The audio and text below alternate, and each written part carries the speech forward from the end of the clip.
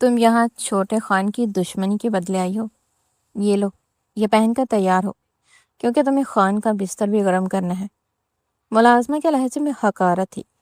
وہ معصوم اپنے چچا زاد کے ظلم کی سزا بھگتتی قربان کی گئی تھی۔ نہا دھو کر خوبصورت سا ڈریس پہنے وہ کامتی ہوئی زارون کے کمرے میں گئی۔ پلیز مجھے بچائیں، وہ سسکی۔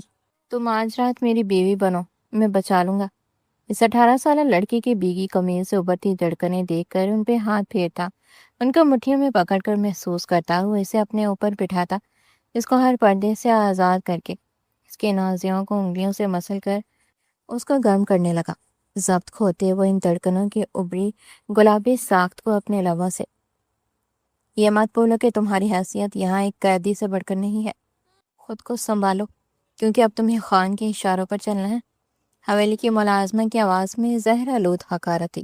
وہ معصوم جان اپنے چچا زاد کے کیے کی سزا بھگتنے کے لیے بینٹ چڑھا دی گئی تھی۔ واش روم سے نکل کر وہ لرزتے قدموں کے ساتھ زارون کے کمرے میں داخل ہوئی۔ سامنے کھڑے شخص کو دیکھ کر جو محض ایک تولیے میں ملبوس تھا، وہ خوف کے مارے اس کے سینے سے جا لگی۔ زارون، خدا کے لیے مجھے بچا لے۔ وہ بری طرح سے سک اٹھی۔ اگر تم آج رات دل سے میری بن جاؤ تو میں تمہاری حفاظت کا ذمہ لیتا ہوں۔ اس 18 سالہ لڑکی کی تیز ہوتی دھڑکنوں کو محسوس کرتے ہوئے اس نے اپنا ہاتھ اس کے وجود پر رکھا۔ اس کی بھیگی قمیض کے پار سے اس کے دل کی بے ترتیب رفتار زارون کے جذبات کو بھڑکا رہی تھی۔ اس نے اپنے لمس سے عمل کے بدن میں ایک عجیب سی تپش گولنا شروع کر دی۔ اپنے ضبط کی حدوں کو چھوتے ہوئے اس نے اس کے وجود کے سحر کو اپنے حصار میں لے لیا۔ قمیض کے اوپر سے بھی اس کے سراپے کا حسن صاف جھلک رہا تھا۔ زارون نے اپنا حلق تر کیا اور مدہوش کن نگاہوں سے اسے دیکھا۔ مقابل کا روب ایسا تھا کہ وہ خود پر قابو کھو بیٹھا۔ ڈیمٹ، اتنا سحر انگیز حسن! اس کی خمار آلود آواز عمل کے کانوں سے ٹکرائی تو وہ ساکت رہ گئی۔ زندگی میں پہلی بار کسی نے اس کے وجود کی اس طرح ستائش کی تھی۔ یہ مرد اس پر اپنا پورا حق جتا رہا تھا اور اس کی تعریف کر رہا تھا۔ یہ سب کچھ عمل کے لیے بالکل اچھوتا اور نیا تھا۔ وہ حیا کے مارے خود میں سمٹنے لگی اور اپنے آپ کو چھپانے کی کوشش کرنے لگی، مگر اگلے ہی پل زارون نے اس کے بدن پر اپنے لمس کی حدت کو مزید گہرا کر دیا۔ اس کے اس انداز پر عمل کے لبوں سے دبی دبی سسکیاں نکلنے لگی۔ اس نے باختیار اپنے ناخن زارون کے مضبوط کندھوں پر چبو دیے۔ عمل کی بند آنکھوں نے زارون کے جسموں کو مزید ہوا دی اور وہ اس کی مدہوشی کو بڑھانے لگا۔ جب وہ لذت اور خوف کے ملے جلے جذبات کے آخری مرحلے پر پہنچی تو اس کا سر چکرانے لگا۔ اس کی حالت دیکھ کر زارون نے اسے اپنی طاقتور باہوں میں بھرا اور بیڈ کے عین وسط میں لٹا کر اس میں سایہ فگن ہو گیا۔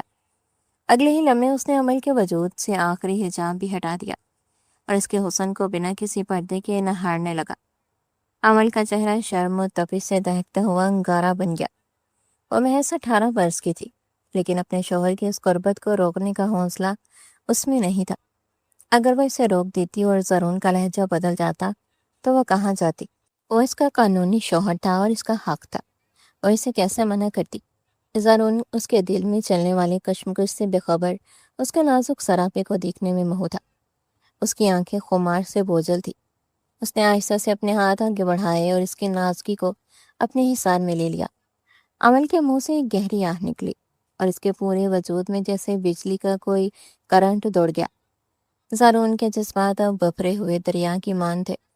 اس نازک بدن کو چھوتے ہی اس کے اندر جیسے آگ لگ گئی تھی۔ وہ اپنا تمام تر ضبط کھو کر اس کے وجود میں گم ہونے لگا۔ میری سگی چچی ہو کر میرے ساتھ ایسا نہ کریں، میں نے آپ کا کیا بگاڑا ہے؟ وہ روتے ہوئے التجا کر رہی تھی، جبکہ صحن کے درمیان کھڑی وہ عورت اپنے چہرے پر تکبر سجائے گردن اکڑائے کھڑی تھی۔ اس حویلی میں لڑکیوں کو ناز و نام سے پالنے کا مقصد ہی یہی ہوتا ہے کہ جب مردوں پر کوئی مصیبت آئے تو انہیں قربان کر دیا جائے۔ کیا تم یہ بنیادی اصول نہیں جانتی؟ انہوں نے عمل کے جبڑے کو اپنے سخت گرفت میں لے کر پھنکارتے ہوئے کہا۔ ان کے لہجے میں غرور، غصہ اور ایک بے رحم سفاکیت نمایاں تھی۔ عمل نے بیگی آنکھوں سے ان کی طرف دیکھا۔ وہ بچپن سے اس عورت کی وفادار رہی تھی اور آج وہی عورت اسے دشمنوں کے رحم و کرم پر چھوڑ رہی تھی، وہ بھی ایک قربانی کی گائے بنا کر۔ بی بی جی، لڑکی کو باہر بلایا جا رہا ہے، جلدی بھیجیں۔ ملازمہ نے آ کر جیسے اس کی موت کا پروانہ سنایا۔ اور روتی ہوئی ان کے پیروں میں گر گئی، مگر چچی کے چہرے پر رحم کا ایک تاثر تک نہ ابھرا۔ ان کا دل جیسے پتھر کا ہو چکا تھا۔ انہیں عمل کی آہوں اور آنسوں سے کوئی فرق نہیں پڑ رہا تھا۔ دفع ہو جاؤ یہاں سے، اور اب دوبارہ اس حویلی میں صرف اپنی لاش کے ساتھ قدم رکھنا، سمجھی تم؟ انہوں نے عمل کے چہرے کو ایک جھٹکے سے چھوڑا اور رخ موڑ کر کھڑی ہو گئی۔ حویلی کے باقی لوگوں نے ترہم آمیز نگاہوں سے اس سنگ دل عورت کو دیکھا، جو اپنے نظام میں اتنی اندھی ہو چکی تھی کہ اسے اس معصوم کی تڑپ دکھائی نہیں دے رہی تھی۔ میں جا رہی ہوں چچی جان، لیکن میری بات یاد رکھیے گا، ایک دن یہی بیٹا آپ سے چھین لیا جائے گا۔ میری بد دعا ہے کہ وہ شخص کبھی خوش نہ رہ سکے جس کی خاطر آپ میری زندگی جہنم بنا رہی ہیں۔ میری بد دعا ہے کہ وہ بزدل جو مجھے ڈال بنا کر اپنی جان چھپا رہا ہے، ایک دن موت کے منہ میں جائے گا۔ وہ زندگی کی بھیک مانگے گا، مگر اسے مہلت نہیں ملے گی۔ وہ تڑپ تڑپ کر مرے گا۔ وہ زمین پر ہاتھ مار مار کر رو رہی تھی، اور وہاں موجود ہر شخص کی آنکھ نم ہو گئی، مگر اس کی سسکیاں کسی کے دل کو موم نہ کر سکی۔ وہ روتے روتے اچانک کھڑی ہو گئی۔ ایک ہی پل میں اس کے چہرے کے تاثرات اتنے سنجیدہ اور سخت ہوئے کہ سب دنگ رہ گئے۔ جا رہی ہوں، لیکن یاد رکھنا، میری یہ آہ آپ کی نسلیں مٹا دے گی۔ میری بد دعا ہے کہ خدا آپ کو سب کچھ دے، مگر نام لیوا کوئی نہ بچے۔ وہ ان کے بالکل قریب آ کر زندگی میں پہلی بار ان کی آنکھوں میں آنکھیں ڈال کر اتنے مضبوط لہجے میں بولی کہ شاہجہاں بیگم کا دل ایک لمحے کے لیے لرز اٹھا۔ وہ غصے سے اس لڑکی کو دیکھنے لگی جس کی آنکھوں میں اس وقت وہی تکبر تھا جو کچھ دیر پہلے ان کی اپنی آنکھوں میں تھا۔ اسی پل سب نے اس لڑکی کو حویلی کی دہلیز پار کرتے دیکھا۔ کئی نگاہیں اس دلربا کے حسن پر پڑی، مگر ایسے حسن کا کیا فائدہ جس کا نصیب ہی کھوٹا ہو۔ اس نے کہیں پڑھا تھا کہ کاش خدا حسن کے بجائے بخت اچھا دیتا۔ آج اسے یہ جملہ اپنی روح سے نکلتا ہوا محسوس ہو رہا تھا۔ آج پہلی بار اس کے لبوں کو شکوہ تھا۔ وہ نہیں جانتی تھی کہ اس کا انجام کیا ہوگا، مگر وہ چاہتی تھی کہ ان ظالموں کے ہاتھ نہ آئے۔ اس نے ساری زندگی اس حویلی میں بھی گٹ گٹ کر گزاری تھی۔ اب وہ اپنی نازک جان پر مزید ستم نہیں سہ سکتی تھی۔ وہ تھک چکی تھی۔ وہ بس کچھ پل آزادی سے جینا چاہتی تھی، چاہے اس کے بعد موت ہی کیوں نہ آ جائے، مگر اسے معلوم نہیں تھا کہ اس کی یہ خواہش اس بھیانک شکل میں پوری ہوگی۔ وہ ایک قید سے نکل کر دوسری ظالم قید کی طرف بڑھ رہی تھی۔ اس کا دل خون کے آنسو رو رہا تھا، مگر وہ خاموش تھی۔ وہ رو کر کیا کرتی؟ کیا ان پتھر دلوں کو اس پر رحم آتا؟ ہرگز نہیں۔ تبھی اس نے خود کو مضبوط کر لیا۔ وہ ایک انا پرست قبیلے کی بیٹی تھی جو یوں جھک کر جینے والوں میں سے نہیں تھی۔ اس وقت قبیلے کے تمام بڑے جرگے میں اکٹھے تھے۔ شیر خان، تمہیں اپنے خاندان کی لڑکی کو قربانی کے طور پر دینا ہوگا، ورنہ تمہارے بیٹے کی جان کا بدلہ صرف جان سے ہی لیا جائے گا۔ ایک معزز بزرگ کی آواز نے جرگے کے ثبوت کو توڑا۔ آپ سب جانتے ہیں کہ میری اپنی کوئی بیٹی نہیں ہے، مگر میرے گھر میں لڑکیوں کی کمی نہیں ہے۔ میں اپنے بھائی کی بیٹی عمل کو اس رخصتی کے لیے پیش کرتا ہوں۔ شیر خان کی سپاٹ اور سخت آواز گونجی تو سب نے تعصب سے اس شخص کو دیکھا جو پہلے بھی اپنی اس نااہل بیٹے کے لیے 3 زندگیاں قربان کر چکا تھا۔ مگر مجھے خون بہانے کوئی عورت نہیں چاہیے، مجھے خون کے بدلے سے خون چاہیے۔ زارون خان کی گرجدار آواز پورے مجمع میں گونجی تو ہر طرف سناٹا چھا گیا۔ میں اپنے بیٹے کی جان نہیں دوں گا۔ تم میری حویلی سے 10 عورتیں لے جاؤ، میں ایک لفظ نہیں بولوں گا، مگر اپنے بیٹے کا سودا کسی قیمت پر نہیں کروں گا، شیر خان نے چلاتے ہوئے کہا۔ زارون نے اپنے ابرو جھکائے اور مڑ کر اس شخص کو دیکھا جو اپنی جگہ بیٹھا داڑ مار رہا تھا۔ مجھے تمہاری اونچی آواز سے کوئی فرق نہیں پڑتا، اور ایسے چلانے والوں کو تو میں اپنے جوتے کی نوک پر رکھتا ہوں۔ میری ضد ہے کہ مجھے خون کے بدلے خون چاہیے۔ میرے بھائی کا خون اتنا سستا نہیں ہے کہ میں اسے کسی لڑکی کے عوض بھول جاؤں۔ میں تمہارے بیٹے کے خون کا پیاسا ہوں، اور اپنی یہ پیاس بجائے بغیر نہیں رہوں گا۔ زارون خان کی پرہیبت اور سنجیدہ آواز نے جرگے میں تہلکہ مچا دیا۔ یہ پہلا موقع تھا جب جرگے میں خون کے بدلے خون کا مطالبہ اتنی سختی سے کیا جا رہا تھا، جبکہ مقابل فریق لڑکی دینے پر بضد تھا۔ میں عورتوں کا سہارا لے کر دشمنیاں نہیں نبھاتا، شیر خان۔ زارون خان کو ایسی تربیت نہیں ملی کہ وہ کسی معصوم لڑکی کو اپنی دشمنی کی بین چڑھا دے۔ میری غیرت اس بات کی اجازت نہیں دیتی۔ میں تو حیران ہوں کہ اتنے بغیرت ہونے کے بعد بھی تم زندہ کیسے ہو۔ اب کی بار زارون کے لہجے میں سچی حیرت تھی۔ شیر خان کا چہرہ شرمندگی اور غصے سے سرخ ہو گیا۔ یہ کال کا آیا ہوا لڑکا اتنے بڑے جرگے میں ان کی عزت اچھال رہا تھا اور ان کی مردانگی پر سوال اٹھا رہا تھا۔ اگر یہاں خون مانگا گیا تو میں اس پورے قبیلے میں خون کی ندیاں بہا دوں گا۔ مجھے اپنی جان کی کوئی پرواہ نہیں۔ اگر میرے بیٹے کو جینے کا حق نہ ملا تو یاد رکھنا میں کسی کو زندہ نہیں چھوڑوں گا۔ شیر خان کی اس للکار پر جرگے میں کاننا پھوسی ہونے لگی تو زارون کا ایک طنزیہ کہا فضا میں گونجا۔ رو کیوں رہے ہو؟ نہیں مار رہا تمہارے بیٹے کو۔ اتنی آسان موت اس کا مقدر نہیں بنے گی۔ میں تو بس تمہارا ظرف اور تمہاری مردانگی دیکھنا چاہ رہا تھا، مگر افسوس تم تو مرد ہی نہیں نکلے۔ بیٹے کی جان پر بات آئی تو موت کے خوف سے کانپنے لگے۔ اتنی بزدلی؟ ہمارے خاندان کے مردوں کو دیکھو، جوان بیٹے کا جنازہ اٹھا کر آئے ہیں مگر چہرے پر ایک شکن تک نہیں۔ یہ بے رحمی نہیں، یہ اپنے اقتدار اور اصولوں کا مان ہے جسے ہم کسی کے سامنے جھکنے نہیں دیتے۔ مجھے اس حویلی کی سب سے خوبصورت لڑکی چاہیے۔ اس کے بدلے میں تمہیں مشورہ دیتا ہوں کہ مرد بنو شیر خان، اپنے دل کو مضبوط کرو کیونکہ بہت جلد تمہاری سلطنت کو تہس نہس کرنے کا ارادہ رکھتا ہے زارون خان۔ اس نے حتمی لہجے میں کہتے ہوئے اپنی جگہ چھوڑی اور شیر خان کی طرف قدم بڑھائے۔ شیر خان کا چہرہ توہین کے مارے سرخ ہو چکا تھا۔ وہ لڑکا اسے سب کے سامنے بیوقوف بنا کر اس کی کمزوری ظاہر کر گیا تھا اور اس کی آخری بات نے شیر خان کے دل کو اندر سے ہلا کر رکھ دیا تھا۔ ان کا بس نہیں چل رہا تھا کہ اس شخص کی زبان کھینچ لیں جو انہیں یوں نیچا دکھا رہا تھا۔ لڑکی کو باہر لے کر آؤ اسفن، ہمیں نکلنا ہے، زارون نے اپنے قریبی ساتھی کو آنکھ سے اشارہ کرتے ہوئے کہا تو اسفن نے سر ہلا کر قدم باہر کی طرف بڑھا دیے۔ کچھ ہی دیر میں وہ نقاب میں لپٹی ہوئی لڑکی وہاں آتی دکھائی دی اور یوں پورے جرگے کی موجودگی میں عمل کا نکاح زارون خان کے ساتھ پڑھا دیا گیا۔ عمل نے روتے ہوئے نکاح نامے پر دستخط کیے۔ دستخط کے پاس گرے ہوئے اس لڑکی کے آنسوں کے نشانات دیکھ کر زارون نے اپنے لب بھینچ لیے۔ اسے رونے دھونے والی لڑکیاں سخت ناپسند تھی۔ وہ خود ایک سخت گیر مرد تھا، اس لیے اسے اپنے مزاج کے مطابق لوگ پسند تھے۔ یار لالا، آپ ہمیشہ ایسا ہی کرتے ہیں، مجھے بھی آپ کے ساتھ گھڑ سواری کے لیے جانا ہے۔ 18 سالہ دانیال اپنے بڑے بھائی کے پیچھے بھاگتا ہوا جا رہا تھا۔ زارون خان نے پلٹ کر اپنے چھوٹے بھائی کی طرف گہری محبت سے دیکھا۔ میرے بھائی، میری جان، ابھی تم چھوٹے ہو اس لیے وہاں نہیں جا سکتے، تھوڑے بڑے ہو جاؤ، میں خود تمہیں اپنے ساتھ لے کر جاؤں گا۔ زارون نے پیار سے اس کے بال بکھیرتے ہوئے کہا تو دانیال نے منہ بسوڑ لیا۔ یار لالا، میں کون سا خود گھڑ سوار کرنے کی ضد کر رہا ہوں، میں تو بس دیکھنے جانا چاہتا ہوں، وہاں بیٹھ کر صرف آپ کو دیکھوں گا، پلیز لے چلے نا۔ وہ اصرار کرنے لگا۔ زارون نے گہری سانس لی، اپنی گردن کو ہلکا سا پیچھے جھکایا اور ہار مانتے ہوئے مسکرا دیا۔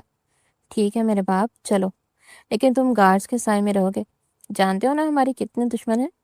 اس نے دانیال کے شانے پر ہاتھ رکھا اور اسے اپنے ساتھ لیے آگے بڑھ گیا۔ ان کا آگے بڑھتا ہوا ہر قدم حویلی کو ایک ایسے گہرے دکھ کی طرف لے جا رہا تھا جس سے بے خبر وہ دونوں ہنستے مسکراتے وہاں سے روانہ ہو رہے تھے۔ یہ دونوں اچانک کدھر چلے گئے؟ سلطانہ بیگم نے حیرت اور لاڈ سے پوچھا تو وڈی بوا نے مسکراتے ہوئے اس راستے کی طرف دیکھا جہاں سے وہ دونوں شیر دل بھائی ابھی ابھی گزرے تھے۔ گھڑ سواری کا شوق پورا کرنے گئے ہیں بیگم صاحبہ۔ بڑے خان کے پیچھے چھوٹے خان نے بھی اتنی منتیں کی کہ ساتھ جانے کی ضد کر لی، اور پھر کیا تھا؟ ان کا وہ معصوم اور پیارا چہرہ دیکھ کر بڑے خان کا دل پگھل گیا اور انہیں اپنے ساتھ لے گئے۔ بوا نے اپنے لبوں پر ایک شفیق اور پرانی مسکراہٹ سجاتے ہوئے کہا تو سلطانہ بیگم کے چہرے پر بھی ممتا کی چمک اتر آئی۔ اپنے بیٹوں کے درمیان یہ بے لوث محبت دیکھ کر وہ اکثر خود بھی ورطۂ حیرت میں ڈوب جاتی تھی۔ آج کے اس خود غرض دور میں جہاں بائی ہی بائی کی جان کا دشمن بن جاتا ہے، ان کے دونوں بیٹے ایک دوسرے کے لیے جان چھڑکتے تھے۔ ایک شیر تھا تو دوسرا سوا شیر۔ اچھا ایسا کرو، آج باورچی خانے میں کھانا دانیال کی پسند کا تیار کروانا۔ جب وہ میدان سے گھڑ سواری دے کر لوٹے گا اور اپنے سامنے پسندیدہ پکوان پائے گا تو اس کی خوشی کا ٹھکانہ نہیں رہے گا۔ اور اپنے لاڈلے بچے کو سوچ کر مسکراتے ہوئے بوا سے بولی تو انہوں نے بھی دھیرے سے سر ہلا کر حامی پڑ لی۔ یہ تھی زرخان حویلی، ڈیرہ غازی خان کے وسیع علاقے میں کئی ایکڑوں پر پھیلی یہ تاریخی حویلی پہلے ہی نظر میں دیکھنے والوں پر اپنا سحر طاری کر دیتی تھی۔ یہ حویلی صرف پتھروں اور گارے سے نہیں بلکہ اپنوں کی محبت اور خلوص سے تعمیر کی گئی تھی۔ یہ پٹھانوں کی نسل در نسل چلی آنے والی جدی پشتی جاگیر تھی جہاں ان دونوں سردار جلال خان کا رعب و دبدبہ قائم تھا۔ وہ اس وقت اس پورے قبیلے اور حویلی کے سربراہ تھے۔ یہاں وہ اپنے 2 بیٹوں کے خاندان کے ساتھ رہائش پذیر تھے۔ یہ ان کی بہترین تربیت کا ہی اثر تھا کہ ان کے دونوں بیٹے زندگی کے اس کٹھن موڑ پر بھی ایک دوسرے کے شانہ بشانہ کھڑے تھے۔ یہ حویلی جتنی شاندار اور مثالی تھی، اس سے کہیں زیادہ مثالی اس کے مکینوں کی آپسی محبت تھی۔ وہ اپنے دشمنوں کے لیے جتنے شفاق اور بے رحم تھے، اپنے دوستوں اور اپنوں کے لیے اتنے ہی شفیق، نرم دل اور ہمدرد واقع ہوئے تھے۔ سردار جلال خان کی اہلیہ بی بی زرتاج ایک نہایت سلجھی ہوئی اور پروقار خاتون تھی، اور ان کے 2 بیٹے تھے۔ بڑے بیٹے اکبر خان، جن کی شادی سلطانہ بیگم کے ساتھ ان کے والدہ کی پسند سے ہوئی تھی، ان کے آگے 2 بچے تھے۔ بڑا بیٹا زرون خان، جو تقریباً 29 سال کا ایک باروب نوجوان تھا، جبکہ چھوٹا بیٹا دانیال خان تھا، جو لگ بھگ 18 سال کا تھا۔ دانیال پوری حویلی کا سب سے لاڈلا اور چھوٹا چشم چراغ تھا، جسے حویلی میں ہر طرح کی چھوٹ حاصل تھی۔ اسے آج تک کسی نے اونچی آواز میں ٹوکا تک نہیں تھا، کجا کہ اس پر کوئی پابندی نہیں لگائی جاتی تھی۔ وہیں اکبر خان کے چھوٹے بھائی بلال خان تھے، جن کی شادی ان کے چچا زاد سے ہوئی تھی۔ ان کے بھی 2 بچے تھے۔ بڑا بیٹا صبور خان، جو زرون کا ہم عمر اور گہرا دوست تھا، اور چھوٹی بیٹی مہرین خان، جو تقریباً 22 سال کی ایک خوبصورت دوشیزہ تھی۔ وہ اس خان حویلی کی اکلوتی بیٹی تھی، مگر اس کے باوجود اسے وہ حد سے زیادہ لاڈ اور مراعات حاصل نہیں تھی جو دانیال کو میسر تھی۔ ایسا بھی نہیں تھا کہ اس پر کوئی سخت پہرے تھے یا وہ کسی قید میں تھی۔ وہ اپنے دائرے میں بالکل آزاد تھی، لیکن اس کے لیے کچھ خاندانی حدود مقرر تھی، وہی حدود جو ہر عزت دار اور غیرت مند قبیلے میں لڑکیوں کے لیے لازم سمجھی جاتی ہیں۔ ان حدود کے علاوہ وہ اپنی زندگی میں ہر طرح سے خود مختار تھی۔ وہ سب اس وقت ڈیرہ غازی خان کے وسیع اور کھلے میدان میں جمع تھے۔ یہ وہ تاریخی میدان تھا جہاں زرون خان نے اپنی زندگی میں ہزاروں بار گھڑ سواری کرتے ہوئے ہر حریف کو دول چٹائی تھی، اور فتح ہمیشہ اس کے قدم چومتی تھی۔ ایسا کبھی تاریخ میں نہیں ہوا تھا کہ زرون اس میدان میں اترا ہو اور جیت کا صحرا کسی اور کے سر سجا ہو۔ اگر اس کے گھوڑے کے سموں کی ٹاپ اس کے میدان میں گونجتی تھی تو کھیل شروع ہونے سے پہلے ہی تماشائی جان جاتے تھے کہ فاتحہ کون ہوگا۔ اس بار میں تمہیں اتنی آسانی سے جیتنے نہیں دوں گا زرون خان۔ اس دفعہ تمہارا مقابلہ ایک سچے حریف سے ہے، یہ میرا تم سے وعدہ ہے۔ عمران افندی نے، جو ایک دراز قامت اور مغرور نوجوان تھا، زرون کے قریب آ کر اسے چیلنج کیا۔ اس کی اس للکار پر زرون نے اپنی گردن کو ہلکا سا جھکایا اور ایک دلکش مگر طنزیہ کہہ لگایا، میں تمہیں جیتنے کے بھرپور اور سنہری موقع دوں گا عمران، بس شرط یہ ہے کہ انہیں ضائع مت کرنا۔ اپنی آنکھوں کو ایک مخصوص دلکشی سے گھماتے ہوئے اس نے نرمی سے جواب دیا اور آگے بڑھ گیا، جس پر عمران افندی کے دل میں حسد کی مزید آگ بھڑک اٹھی۔ وہ اس مرد کے چہرے پر پھیلائی اطمینان اور مسکراہٹ نوچ لانا چاہتا تھا۔ وہ کسی قیمت پر اسے فتح یاب نہیں دیکھنا چاہتا تھا۔ عمران نے اپنے مخصوص آدمی کو ہاتھ کے اشارے سے اپنے پاس بلایا۔ اس وقت اس کے خاندان سے یہاں کون کون موجود ہے؟ اس نے اپنے سب سے معتمد خاص سے سرگوشی سے پوچھا، تو اس نے سر ہلاتے ہوئے زرون کے دوستوں اور چھوٹے بھائی دانیال کا نام لیا۔ دانیال کا نام سنتے ہی عمران کے لبوں پر ایک پراسرار اور زہریلی مسکراہٹ پھیل گئی۔ تو شیر کا بچہ خود شکار ہونے کے لیے میدان میں آیا ہے؟ وہ بے دہانی میں دانیال کو شیر بول گیا تھا، جس کا اندازہ اسے خود بھی نہیں ہوا۔ اب دیکھتا ہوں میں بھی کہ آج تم یہ بازی کیسے اپنے نام کرتے ہو۔ اس نے اپنے آدمی کے کان میں کچھ ہولناک ہدایت دی اور اپنے گھوڑے کی طرف قدم بڑھا دیا۔ کچھ ہی دیر میں مقابلہ شروع ہو چکا تھا۔ ہمیشہ کی طرح زرون خان کا گھوڑا ابتدا میں سب سے آخر میں تھا۔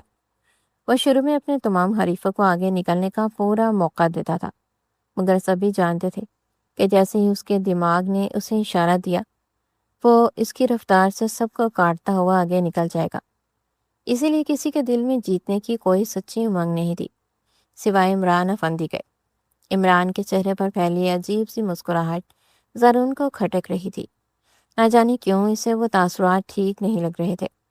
کچھ تو گڑبڑ تھی اس کے انداز میں، جسے سمجھنے سے زرون فی الحال قاصر تھا۔ اگلے ہی پل زرون کی نگاہ دور بیٹھے دانیال پر پڑی، جو اپنی جگہ پر کھڑا ہاتھ ہلا ہلا کر اپنے لالا کی حوصلہ افزائی کر رہا تھا، اور اس کے چہرے پر ایک والہانہ خوشی تھی۔ اپنے چھوٹے بھائی کو یوں مسرور دیکھ کر زرون کے لبوں پر بھی ایک ہلکی سی مسکراہٹ ابھری، اور اس نے اپنے گھوڑے کی لگامیں کس لی۔ اس کے گھوڑے کی تیز ہنہناہٹ سن کر سب سمجھ گئے کہ خان اب اپنے اصل موڈ میں آ چکا تھا۔ اصل مقابلہ تو اب شروع ہوا تھا۔ ہمیشہ کی طرح وہ گھوڑے کو ہوا کی تیزی سے دوڑاتا ہوا ان سب کو پیچھے چھوڑتا چلا گیا۔ عمران افندی نے قہر برساتی نگاہوں سے زرون کی پشت کو دیکھا، جو اسے بھی پچھاڑ کر آگے نکل چکا تھا۔ زرون اپنی منزل فتح کی لکیر کے بالکل قریب تھا جب اچانک اس کے کانوں میں ایک دلدوز اور بھیانک چیخ گونجی۔ اگلے ہی پل جسے اس کے ہاتھوں کی طاقت سلب ہو گئی، اس نے بدحواسی میں مڑ کر پیچھے دیکھا، جہاں اس کے محافظ دانیال کے خون میں لت پت وجود کو سنبھالنے کی کوشش کر رہے تھے۔ زرون کی آنکھیں بے یقینی سے پھیل گئیں، اس کا دل جیسے سینے میں تھم گیا، اور پھر اس کی نگاہ عمران افندی پر پڑی، جو اسی کی طرف دیکھ کر فتح مندانہ مسکراہٹ کے ساتھ اپنے گھوڑے کو آگے نکال کر لے گیا۔ اور پھر وہ ہوا جو خان کی زندگی میں کبھی نہیں ہوا تھا۔ وہ اپنی فتح اور مقابلے کو بھاڑ میں جونگتا ہوا اپنے گھوڑے کو موڑ کر واپس بھاگا۔ زندگی میں پہلی بار وہ یہ ریس ہار گیا تھا، کیونکہ دشمنوں نے سیدھا اس کے دل پر وار کیا تھا، اور ایسا وار کیا تھا کہ اس کے روح تک بلبلا اٹھی تھی۔ وہ ہامتا کامتا دانیال کے پاس پہنچا، جو اپنی آنکھیں موندے ہوش و حواس سے بیگانہ ہو چکا تھا۔ مر گئے تھے تم سب؟ کہاں مرے ہوئے تھے؟ کس لیے رکھا تھا تم سب کو یہاں؟ صرف تماشا دیکھنے کے لیے؟ اگر میرے بھائی کو کچھ ہوا بھی تو یاد رکھنا میں تم سب کی جان اپنے ہاتھوں سے لوں گا۔ وہ دانیال کے خون آلود وجود کو اپنی باہوں میں اٹھا کر گاڑی کی طرف بھاگا، جبکہ باقی تمام گارڈز بھی خوف کے مارے اپنی گاڑیوں میں سوار ہو کر ہسپتال کی طرف دوڑے۔ حویلی میں صفحہ ماتم بچ چکا تھا۔ وہ دانیال جس کی خوشی کے خاطر اس کی ماں اس کا پسندیدہ کھانا بنوانے اس کا انتظار کر رہی تھی، اور اس کے چہرے پر خوشی کے تاثر دیکھنے کو بے چین ہو رہی تھی، وہ واپس آ گیا تھا، مگر ایک بے جان لاش کی صورت میں۔ وہ سفید کفن میں لپٹا ایک جوان چہرہ حویلی کے ہر انسان کی روح کو جھنجھوڑ گیا۔ اسے گولی لگی تھی، وہ بھی عین دل کے مقام پر۔ وہ اپنی کم عمری میں ہی زندگی کی بازی ہار گیا تھا۔ اس کا ایک شوق، اس کی ایک چھوٹی سی خواہش، اس کی زندگی نکل گئی تھی۔ وہ اپنی لالا کی جیت کو دیکھنے کا بےتاب لڑکا اچانک اس کی زد میں آ کر جان سے ہاتھ دھو بیٹھا۔ حویلی میں ایک کوہرام مچا ہوا تھا۔ سلطانہ بیگم رو رو کر بے حال ہو چکی تھی، اور ہر دیکھنے والے کا کلیجہ پھٹ رہا تھا۔ اس معصوم بچی کا کفن میں لپٹا چہرہ ان کے جگر کو چیر رہا تھا۔ زرون، زرون یہاں آؤ، اسے دیکھو، اسے اٹھاؤ نا زرون، یہ تمہاری ہر بات مانتا ہے، اسے بولو کہ اٹھ جائے، دیکھو اس کی ماں نے اس کی پسند کا کھانا بنایا ہے۔ وہ زرون کی طرف دیکھ کر دیوانی ہوتی ہوئی اس کے آگے ہاتھ جوڑنے لگی۔ ایسا لگ رہا تھا کہ وہ اپنا ذہنی توازن کھو بیٹھی ہیں۔ 18 سالہ جوان بیٹی کی ناگہانی موت کا غم ان کے پورے وجود کو ہلا کر رکھ گیا تھا۔ میرے دل کو سکون نہیں مل رہا زرون، میں کیا کروں؟ میں اپنے اس جلتے ہوئے کلیجے کو کیسے ٹھنڈا کروں؟ میرے گلے سے لگ جاؤ، میری ممتا کو تسلی دو میرے بچے۔ وہ اس کی چارپائی سے لپٹ لپٹ کر روتی اور وہاں موجود ہر آنکھ پھوٹ پھوٹ کر رونے پر مجبور ہو گئی۔ امی جان، بس کریں، اسے اب آخری سفر پر لے کر جانا ہے۔ زارون نے اپنے تمام تر ضبط کو مجتمع کر کے انہیں تھاما اور پیچھے کرتے ہوئے سنبھالنے کی کوشش کی، تو ان کا کلیجہ منہ کو آیا۔ کدھر لے کر جانا ہے زارون؟ وہ ابھی بچہ ہے، اسے ہمارے بغیر کہاں لے جا رہے ہو؟ وہ کیسے رہے گا اکیلا؟ اس کا چہرہ تو دیکھو زرون، میرے بچے کا چہرہ تو دیکھو، اس پیارے چہرے کو مٹی میں کیسے چھپاؤ گے تم؟ اس پر مٹی ڈالتے ہوئے تمہارے ہاتھ کیوں نہیں کانپ رہے؟ تمہاری ٹانگوں سے جان کیوں نہیں نکل رہی؟ تم کیسے یہ دکھ سہ رہے ہو؟ تمہارا بازو کٹ گیا زارون۔ وہ اسے زور زور سے جھنجھوڑتی ہوئی اسے رونے پر مجبور کر رہی تھی۔ وہ اونچا لمبا پہاڑ جیسا مرد اپنی ماں کے گلے لگ کے بچوں کی طرح پھوٹ پھوٹ کر رو دیا۔ وہاں قیامت کا سما تھا۔ ہر کوئی ان ماں بیٹے کی حالت دیکھ کر اپنے دل کو پھٹتا ہوا محسوس کر رہا تھا۔ کچھ دیر ان کے گلے لگ کر اپنے آنسو بہانے کے بعد وہ اپنا چہرہ ان کی کندھے سے رگڑ کر صاف کرتا ہوا وہاں سے اٹھ کھڑا ہوا۔ اب اس میں مزید وہاں رکنے کی ہمت نہیں رہی تھی۔ وہ اپنے سگے بھائی کی میت کو کندھا دینے کے قابل بھی نہیں رہا تھا۔ اس کی ماں سچ کہہ رہی تھی۔ وہ کیسے اس چہرے پر مٹی ڈال سکتا تھا جس کا دیدار کر کے اس کی صبح ہوتی تھی؟ وہ اس کی جان تھا، جس کے بغیر اب اس کا سب کچھ ادھورا ہو چکا تھا۔ اس کی آنکھوں کے سامنے اچانک عمران کا چہرہ گم گیا۔ تمہیں جیتنا ہی تھا تو تم مجھ سے میری فتح مانگ لیتے عمران افندی، مگر میری اس ہار کو اپنے نام کرنے کے لیے تم نے بہت بڑی قیمت وصول کی ہے۔ میں قسم کھاتا ہوں اس قیمت کا ایک ایک قطرہ سود سمیت واپس لوں گا۔ وہ دل میں یہ پکا عزم کر کے باہر کی طرف بڑھ گیا۔ اسے اپنے بھائی کے جنازے کی تیاری کرنی تھی۔ بے جان قدموں سے آگے بڑھتا وہ دل میں خون کے آنسو رو رہا تھا، مگر اسی کے چہرے پر اب وہ وحشت ناک اور ہولناک تاثرات سج چکے تھے جو نہ جانے کون سا طوفان لانے والے تھے۔ دوسری طرف اس معصوم کو موت کے گھاٹ اتارنے کے بعد عمران اپنے محل میں اس خونی جیت کا جشن منا رہا تھا، جبکہ لوگ انصفاق ماں باپ اور بیٹے کو حیرت سے دیکھ رہے تھے جو ڈیرہ غازی خان کی اتنی بڑی تباہی کے بعد بھی ایک پل کے لیے اپنے تکبر کو سائڈ پر رکھ کر دکھ کے دو لفظ نہ بول سکے۔ ان انسان نما شیطانوں کی صفاقیت اپنے عروج پر تھی، اور اب وہ جب سے اس حویلی میں لائی گئی تھی اسی تاریک کوٹری میں بند تھی۔ خوف کے مارے اس کی جان نکل رہی تھی، مگر اس نے خود کو سنبھال لیا تھا۔ کیسے مضبوط بننا ہوگا۔ اس نے طے کر لیا تھا کہ وہ ان حویلی والوں کے بے جان ظلم خاموشی سے نہیں سہے گی اور نہ ہی خود کو قربانی کی گائے بننے دے گی۔ اسے اب اپنے حقوق کے لیے آواز اٹھانی پڑے گی۔ وہ اب انہی سوچوں میں گم تھی کہ جب ایک باری وجود اور گندمی رنگت والی ملازمہ کمرے میں داخل ہوئی۔ یہاں کیا کسی ملکہ کی طرح بیٹھی ہو؟ اٹھو اور جا کر سلطانہ بیگم کے پاؤں دباؤ، ان کی خدمت کرو۔ تم یہاں خون بہا کے بدلے آئی ہو بی بی؟ کوئی تمہیں دھوم دھام سے بیاہ کر نہیں لایا گیا؟ اور یہ اپنی کیا حالت بنا رکھی ہے؟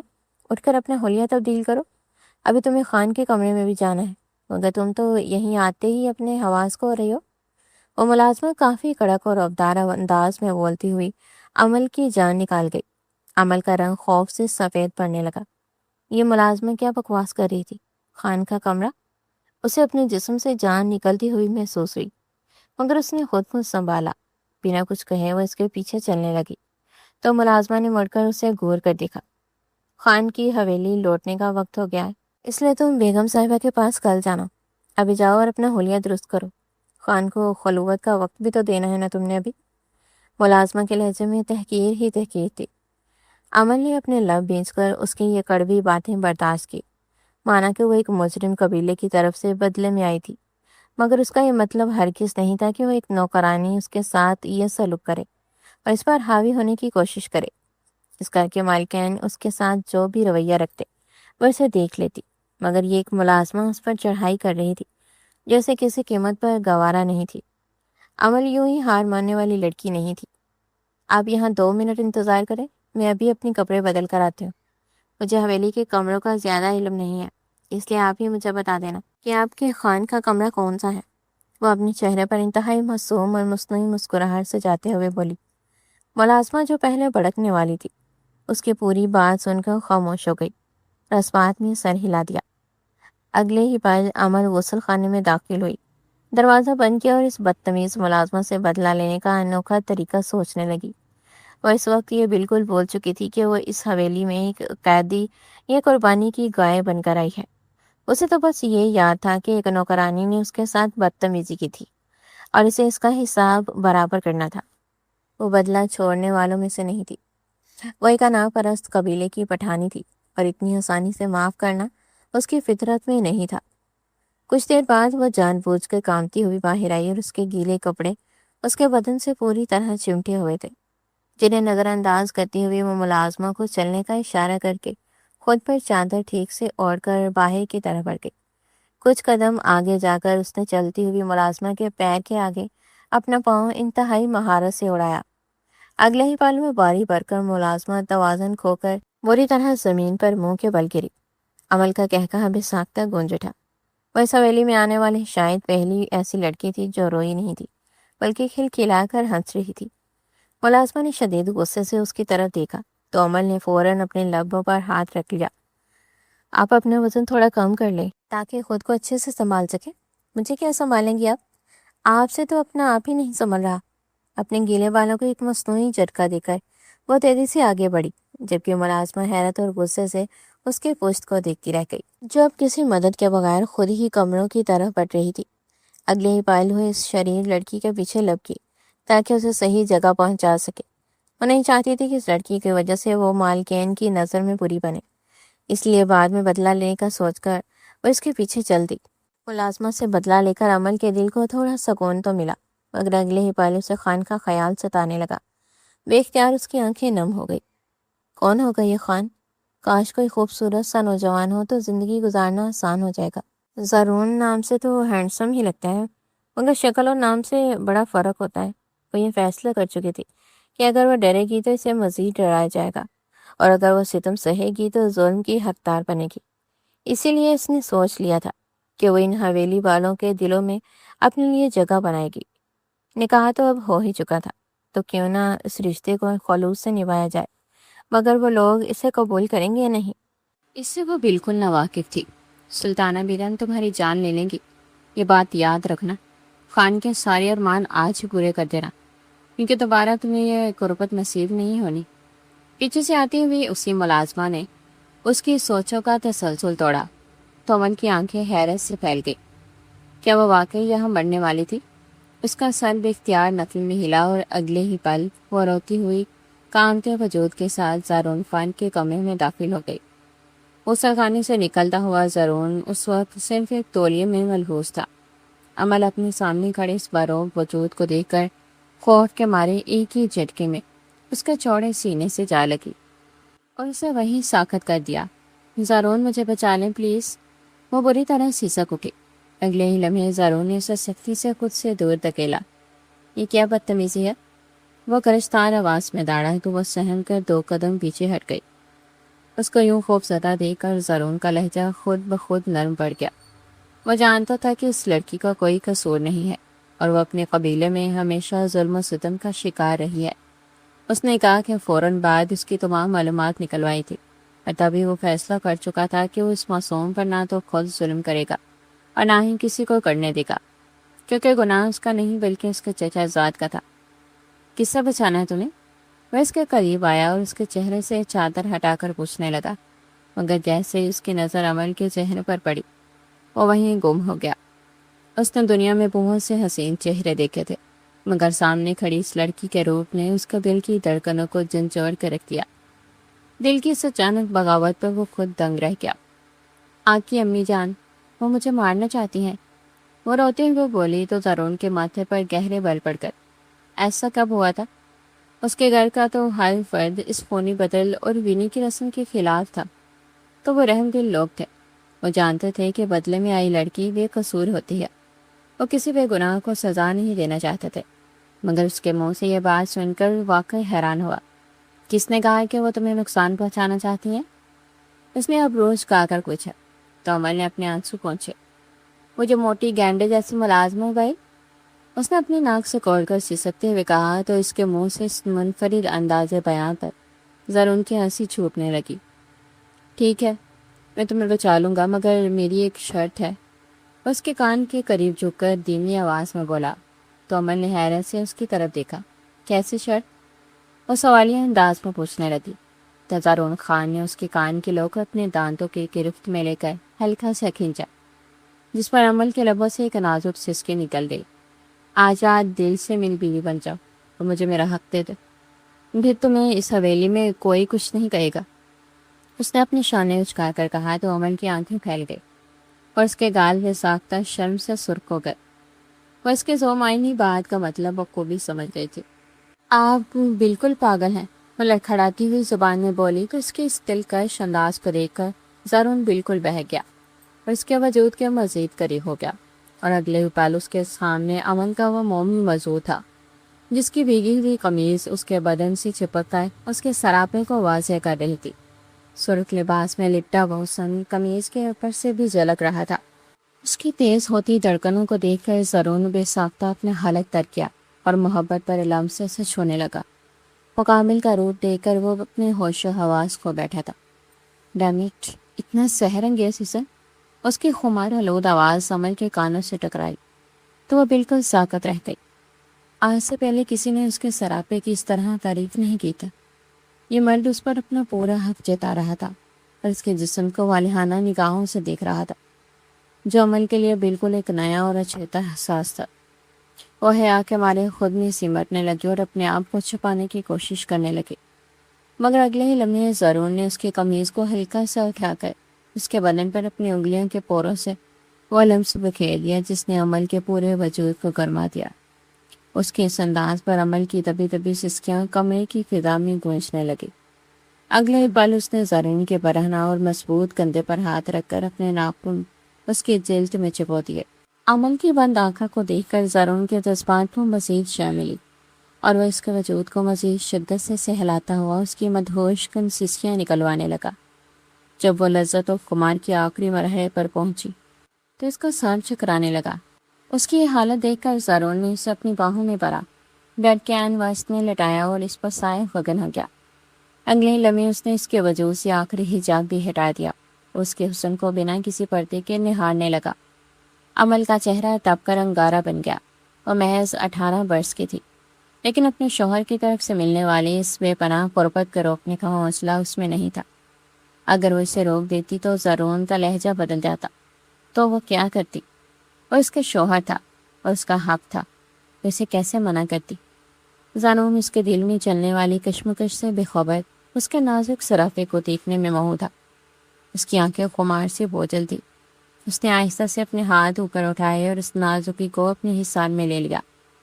عمل کے منہ سے ایک گہری آہ نکلی اور اس کا پورے وجود میں جیسے بجلی کا کوئی کرنٹ دوڑ گیا ہو۔ زرین کے جذبات اب تمام حدود پار کر چکے تھے۔ اس نازک بدن کو چھوتے ہی اس کے اندر جیسے آگ لگ گئی تھی اور اپنا تمام تر ضبط کھو کر اس کے وجود میں گم ہونے لگا۔ عمل کی آنکھیں ایک جھٹکے سے کھولی اور نہایت بے باکی سے اس کے وجود کے سحر کو پیتا ہوا اسے لطف کی آخری حد تک پہنچا رہا تھا۔ خمار کے اثر سے عمل کی آنکھیں اب بند ہونے کو تھی۔ وہ کتنی ہی دیر اس کے حسن سے اپنی پیاس بجھانے کے بعد جب پیچھے ہٹا تو اس کا پورا سینہ سرخ ہو چکا تھا۔ اگلے لمحے اس نے عمل کی آنکھوں میں جھانکا اور ان دونوں کے درمیان موجود ہر طرح کا پردہ ہمیشہ کے لیے ختم کر دیا۔ عمل نے اپنے چہرے پر دونوں ہاتھ رکھ کر اپنے خوف اور حیا کو چھپانا چاہا، مگر زرین نے اس کے ہاتھ ہٹا کر اس کے لبوں کو چوما اور اس کے انگ انگ پر اپنے لمس کے نشان چھوڑنے لگا۔ تمہارا پورا وجود اس شہر جیسا ہے، مگر یہ جگہ میری سب سے پسندیدہ ہے۔ اس کے سینے پر اپنا سر رکھ کر بولتا ہوا وہ اس کی ایک دھڑکن کے ساتھ کھیل رہا تھا اور دوسری پر اپنے لبوں سے شدت بکھیر رہا تھا۔ اس پر عمل کے لبوں سے نکلنے والی مدہوش کن آوازیں زرین کو مزید بہکا گئی۔ وہ اپنا رہا سہا ضبط بھی کھو بیٹھا اور ان دونوں کے وجود کو ہمیشہ کے لیے ایک جان کر گیا۔ عمل کے منہ سے ایک چیخ نکلی اور اس نے شدت درد سے زرین کے کندھوں پر اپنے دانت کاٹ دیے۔ زرین خان نے اپنی آنکھیں موند کر اس درد کو ہنسی خوشی برداشت کیا، جبکہ عمل مسلسل روئے جا رہی تھی۔ I'm sorry میرا بچہ، اس کے ماتھے پر اپنے لب رکھ کر وہ انتہائی محبت سے بولا، تو عمل نے غصے سے اس کے کندھے پر اپنی چھوٹے چھوٹے مکوں کی بارش کر دی۔ ہاں ہاں، اب کیا ہو گیا؟ اس کو اچانک خود پر حملہ آور دیکھ کر وہ دل کھول کر ہنسا اور اس کے دونوں ہاتھوں کو اوپر کی جانب لے جا کر بیڈ پر پن کر دیا اور اپنے لب اس کے لبوں سے جوڑ دیے۔ کچھ دیر اسی پوزیشن میں رہنے کے بعد جب عمل کچھ نارمل ہوئی تو اس نے اپنے وجود کو دوبارہ حرکت دی۔ کچھ ہی دیر میں وہ اس کی محبت کی شدت کو برداشت کرتی ہوئی بالکل نڈال ہو چکی تھی اور اگلے ہی پل زرین نے اپنا منہ اس کی گردن میں چھپا لیا۔ تم جانتی ہو میرا چھوٹا بھائی دانیال، وہ بہت معصوم تھا۔ اچانک عمل کے اوپر گرتے ہوئے وہ اس کے سینے پر اپنے سر ٹکائے دھیمی آواز میں بتانے لگا، تو عمل کے دل کو کچھ ہوا۔ نساختہ اس کا ہاتھ زرین کے گنے بالوں میں گیا۔ وہ اپنی نازک انگلیوں سے اس کے بالوں کو سہلا کر اسے سکون پہنچانے لگی۔ اسے میری شادی کا بہت شوق تھا عمل، اب وہ اس دنیا میں نہیں رہا تو دیکھو میری شادی بھی ہوئی تو کس ہولناک طریقے سے۔ اسے میرے بچوں کا بھی بہت انتظار تھا۔ تم جانتی ہو میں اپنے پہلے بیٹے کا نام دانیال زرین خان رکھوں گا تاکہ میرا بھائی میرے بیٹے کے روپ میں ہمیشہ میرے سامنے رہے۔ اس کی کمی مجھے زندگی بھر محسوس ہوتی رہے گی۔ میرے اندر ایک ایسا گہرا خلا بن چکا ہے جسے میں کبھی نہیں بھر سکتا۔ یہ صرف اس کی موجودگی سے ہی ممکن تھا، مگر اب وہ کبھی لوٹ کر نہیں آئے گا۔ تمہیں معلوم ہے میں نے اب ہمیشہ کے لیے گھوڑوں کو چھوڑ دیا ہے، کیونکہ ان کی وجہ سے ہی میں نے اپنے سگے بھائی کو کھو دیا۔ نہ میں گھڑ سوار ہوتا، نہ میری جیب کے اتنے چچے ہوتے، اور نہ ہی وہ اس سے دشمنی کی بین چڑھتا۔ وہ رو رہا تھا اور اس کی آواز مکمل طور پر بھیگی ہوئی تھی۔ اس لڑکی کا وجود سے سکون پانے کے بعد وہ سپناک ہے اپنے سب سے گہرا دکھ بانٹ رہا تھا۔ عمل کو اپنا کلیجہ کرتا ہوا محسوس ہو رہا تھا۔ وہ اب تک سمجھتی تھی کہ اس سے بڑا مظلوم دنیا میں کوئی نہیں ہے، مگر وہ بالکل غلط سوچتی تھی۔ زارون کی یہ حالت دیکھ کر اسے اپنا غم بہت چھوٹا لگنے لگا۔ نہ جانے کب وہ اس سے باتیں کرتے کرتے اس کے سینے پر ہی سو گیا۔ عمل کو اندازہ ہی نہ ہو سکا۔ کچھ دیر اس کے دلکش اور پروقار چہرے کو دیکھنے کے بعد اس نے زارون کی بند آنکھوں پر اپنے لب رکھ دیے۔ یہ آپ کا زندگی کا پہلا اور آخری رونا تھا زارون، اب میں آپ کو کبھی رونے نہیں دیں گی۔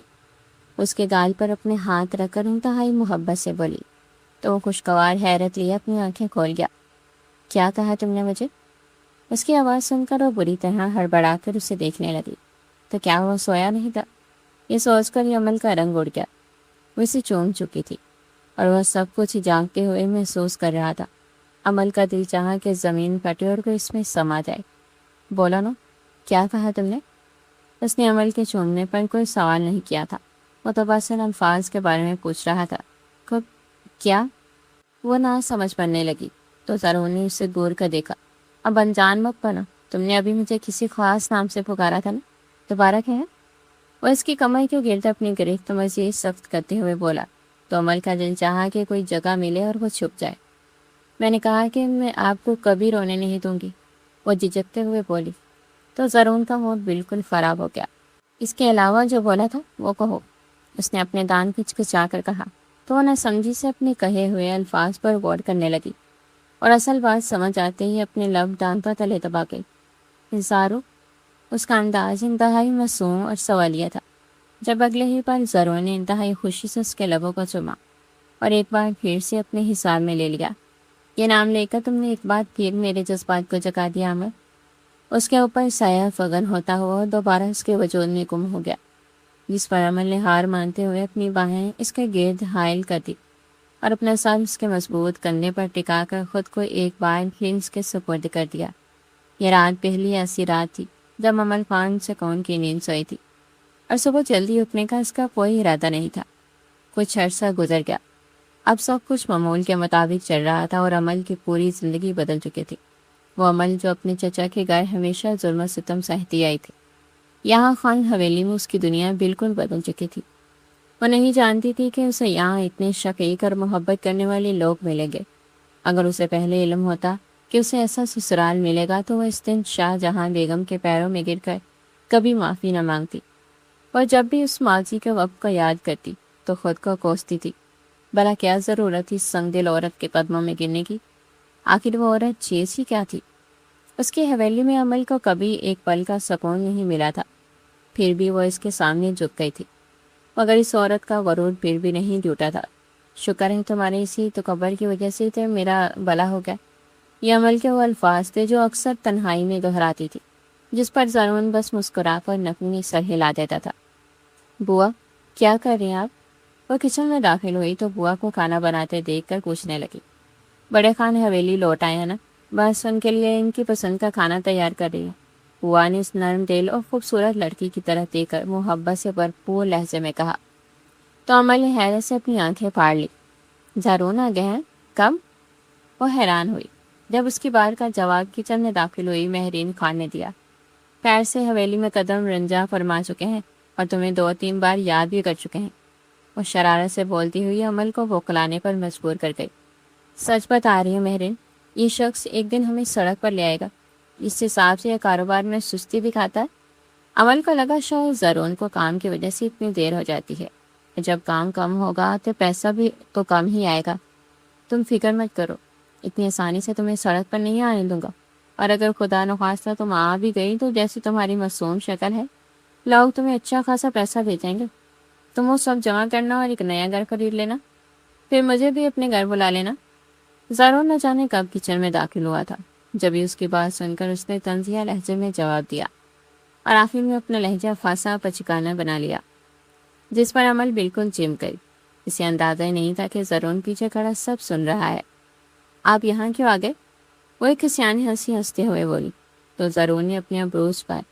اگر میں یہاں نہ آتا تو اپنے بارے میں اتنی حسین حقیقت اور تمہارے اتنا نیک خیالات کیسے سنتا؟ وہ طنز پر طنز کر رہا تھا، جبکہ بوا اور نورین ہمیشہ کی طرح ان دونوں کو دیکھ کر مسکرا رہی تھے۔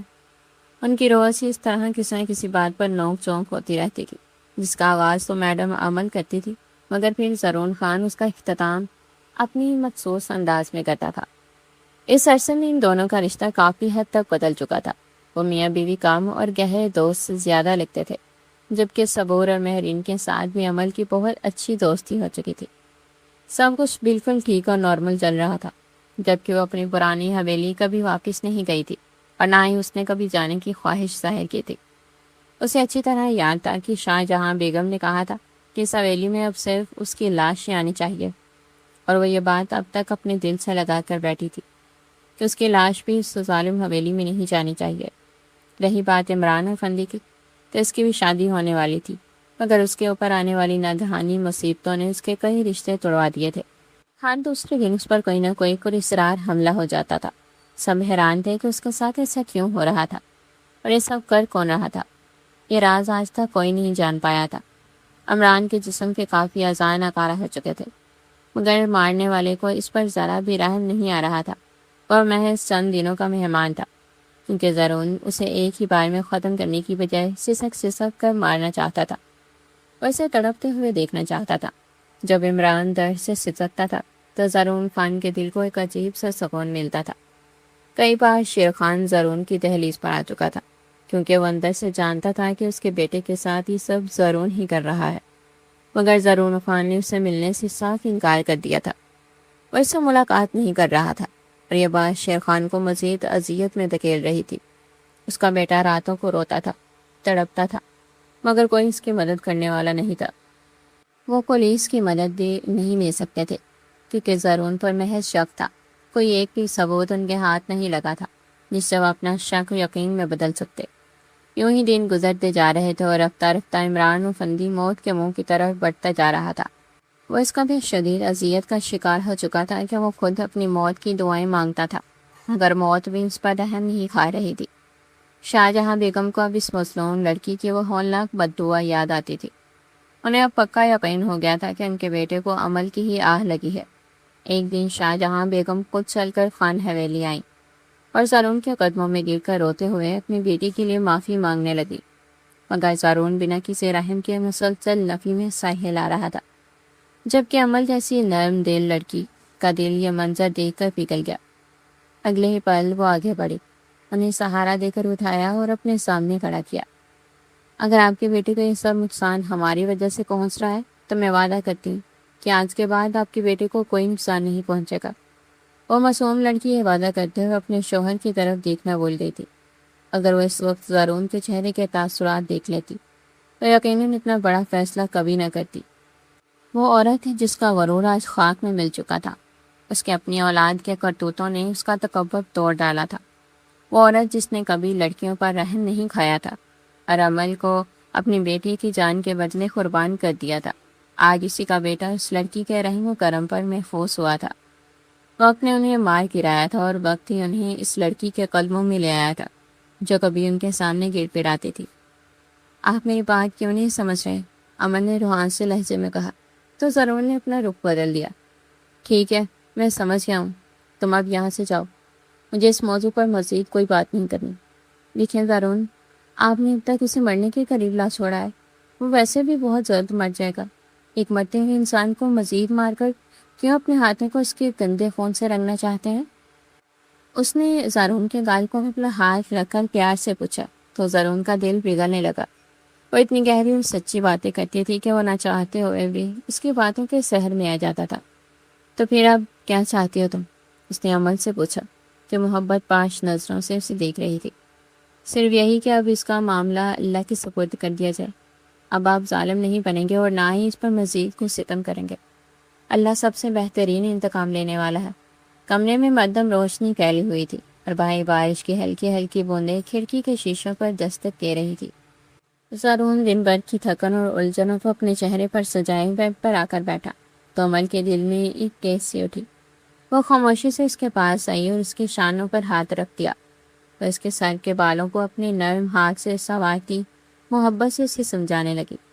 زرون، زندگی کے جھگڑے یہ پریشانیاں کبھی ختم نہیں ہوں گے، لیکن اگر آپ خود کو یوں تھکا دیں گے تو میں کس کے سہارے جیوں گی؟ آپ میرا حوصلہ ہیں اور حوصلے کبھی ہارا نہیں کرتے۔ عمل کی آواز میں چھپی بے پناہ محبت اور فکر نے زرون کے دل پر مرہم کا کام کیا۔ اس نے عمل کا ہاتھ تھاما اسے اپنے قریب کیا اور سکون سے اس کے گلے سے لگ گیا اور سکون سے اپنی آنکھیں موند لی۔ یہ لڑکی واقعی اس کے دل کا چین اور قرار تھی۔ یہ رب کی طرف سے دیا گیا ایک نایاب تحفہ تھی جس کے بغیر اس کی زندگی نامکمل تھی۔ عمل ضرور نے اس کے وجود کی خوشبو کو خود میں اتارتے ہوئے سرگوشی کی۔ جب تو میرے پاس ہوتی ہے تو دنیا کا کوئی غم مجھے چھو بھی نہیں سکتا، بس یوں ہی رہنا ہمیشہ میرے قریب۔ عمل نے مسکرا کر اس کے دل کی دھڑکنوں کو محسوس کیا۔ جہاں اب سکون کا راز تھا، اس نے ضرور کی پیشانی پر اپنے لب رکھ دیے، جیسے وہ اس کے ہر درد کو اپنے نام کر رہی ہو۔ اس ایک پل میں کمرے کی خاموشی ان دونوں کے سچے جذبوں کی گواہ بن چکی تھی۔ یہ لڑکی واقعی اس کے دل کا چین اور قرار تھی۔ یہ رب کی طرف سے دیا گیا ایک نایاب تحفہ تھی۔